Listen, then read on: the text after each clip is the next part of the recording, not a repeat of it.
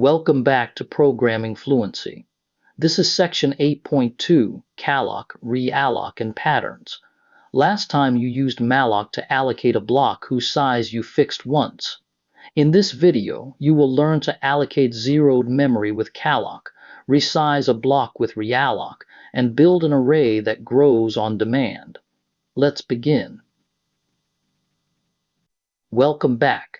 In the last section, you used malloc to allocate an array whose size you chose at runtime, but that size was still fixed for the array's whole life. What if you do not know how many values you will need? A log reader processes lines until the end of the file. A game tracks enemies that spawn and die unpredictably. In this video, you will meet two more allocation functions. Calloc, which gives you zeroed memory, and realloc, which resizes an existing block. And you will put them together to build a dynamic array that grows on demand. This is the plan for this video. First, calloc, which allocates memory that is already zeroed for you. Next, realloc, which resizes an existing block, moving it in memory if it needs to. Then the safety pattern. You use a temporary pointer so a failed resize cannot lose your data. After that, the dynamic array, an array that grows by doubling its capacity. Finally, why we double. Doubling the capacity keeps appends cheap on average. Let's set up the two problems this section solves. First, malloc gives you one fixed block. But many collections grow while the program runs, and you cannot predict the final size. Second, malloc leaves the memory full of garbage, whatever bits were already there. For numeric arrays, you often want every element to start at 0. Picture a dynamic array as an expandable shelf. You start with a small shelf. When it fills up, you request a bigger shelf. Copy everything over, and the old shelf's address may become invalid. That copy and move is exactly what realloc does. First, calloc, which stands for contiguous allocate. It differs from malloc in two ways. It takes the element count and the element size as two separate arguments, and it sets every byte to 0. So malloc of 5, sizeof_int gives you 5 integers full of garbage. Calloc of 5, sizeof_int gives you 5 integers all set to 0. Both reserve the same memory. Calloc just zeros it for you, saving an initialization loop. Now the definition. Calloc of count, size allocates count elements of size bytes each and zeros them all. Free it with free, just like malloc. There is a bonus safety feature. Because calloc receives count and size separately, it can check whether multiplying them overflows and return null if it does. Malloc of n times size can silently overflow before malloc ever sees the value, so calloc is the safer choice for untrusted input sizes. So when do you reach for calloc versus malloc?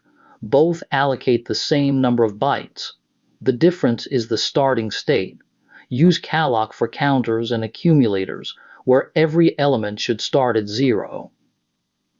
Use malloc for an array you will immediately fill, because zeroing is wasted work if you overwrite every element anyway. Use calloc for an array of pointers that should start as null, since null is 0 on all common systems. And use calloc when the size comes from untrusted input, because it detects the multiplication overflow that malloc cannot. In short, if you meet a known 0 starting state, or the size is untrusted, choose calloc. Otherwise, malloc is fine. Second, realloc, which stands for reallocate. It changes the size of a block you already have. You pass it the old pointer and the new size, and it returns a pointer to the resized block. Here we start with 3 integers, 10, 20, 30, then grow to 5. Ignore the temp pointer for a moment, we will come back to it. The first key fact. Realloc preserves your existing data, so 10, 20, and 30 are still there. The second key fact: the new slots R of 3 and R of 4 are uninitialized. Realloc does not zero them, so you must write to them before reading. It also may move the block to a completely new address, which is why we do not just reuse the old pointer blindly. So what does realloc actually do? This flowchart shows that it tries 3 strategies in order. First, extend in place. If there is enough free space right after the current block, realloc just moves the boundary. No data is copied. This is the fast case. Second, allocate copy free. If the block cannot grow in place, realloc allocates a brand new block, copies your existing data into it, and frees the old block. The return pointer is a different address. Third, fail. If no block of the new size is available, realloc returns null, and it leaves your original block untouched, so your data is still there at the old pointer. The big implication is case 2. The returned pointer may differ from the pointer you passed in, so you must always use the value realloc returns. Now back to that temp pointer.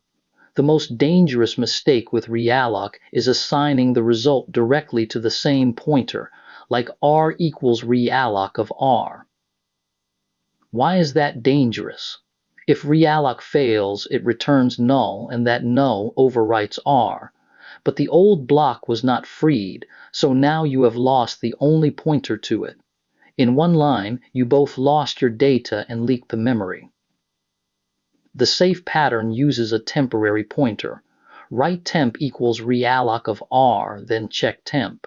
If it is null, handle the error and r still points to the old block, so you can free it or keep using it. Only if realloc succeeded do you write r equals temp. This pattern is non-negotiable. Now for the payoff. Combining malloc, realloc, and free, you can build an array that grows as needed, a dynamic array. This is the structure behind Python's list, C++'s vector, and Java's array list. The idea is to track 3 things next to the data pointer. Data is the pointer to the heap array. Count is how many elements you are actually storing right now.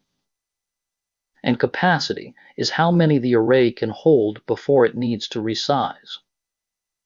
The logic is simple. When count is less than capacity, there is spare room, so appending is cheap. When count equals capacity, the array is full, so you realloc to grow and then append. This is the heart of the dynamic array, the append function. It takes a pointer to the array struct and a value. First it checks, is count equal to capacity? If yes, the array is full, so we grow. We compute a new capacity of twice the old one and call realloc with the temporary pointer pattern. If realloc fails, we return -1 and the old data is safe. If it succeeds, we update the data pointer and the capacity. After the growth check, whether or not we grew, there is now room. So we store the value at data of count and increment count. Notice the doubling, new cap equals capacity times 2. That is the key to good performance, and we will see why in a moment. Let's watch the array grow. It starts with capacity 4. The first 4 elements fit with no resizing. The figure shows 3 strips. The top strip is full, 4 of 4. The middle strip has doubled to 8 with 3 spare cells in gray. The bottom strip has doubled to 16 with 7 spare cells. When the 5th element is added, count equals capacity, so append doubles the capacity to 8. At the 9th element, the capacity doubles again to 16. So the array grew from 4 to 16, holding 10 elements with only 2 reallocations. The gap between count and capacity is spare room, ready for future appends without any copying. Why multiply the capacity by 2 instead of adding a fixed amount like 10? The answer is total work. Suppose you add 1,000 elements one at a time. With linear growth, adding 10 each time, you copy the whole array about 100 times, and each copy is bigger than the last. That is about 50,000 elements copied, and the cost grows like n squared. With doubling, you copy at sizes 4, 8, 16, and so on, only about 8 times, totaling about 1,020 elements copied. The cost grows like n. So doubling does more work per resize, but resizes far less often. The total cost of n appends is proportional to n. We call this amortized constant time. Any multiplier greater than 1 works. The one rule is, never grow by a fixed additive amount. Let's revisit the most important bug in this section, because it is worth repeating. Assigning realloc directly to the only pointer, r equals realloc of r. If realloc fails, it returns null, and that null overwrites r. Realloc did not free the original block, so it is still allocated, but you have just thrown away the only address that pointed to it. In one line, you lost your data and leaked the memory. The fix is the temporary pointer pattern. Temp equals realloc of r. If temp is null, free r and handle the error because r still points to your data. Otherwise, r equals temp. Always use a temporary. A second realloc bug, using a pointer that pointed into the old block. Here we allocate 10 integers and save a pointer called middle to element 5. Then we realloc to 20 integers. Remember, realloc may move the whole block to a new address.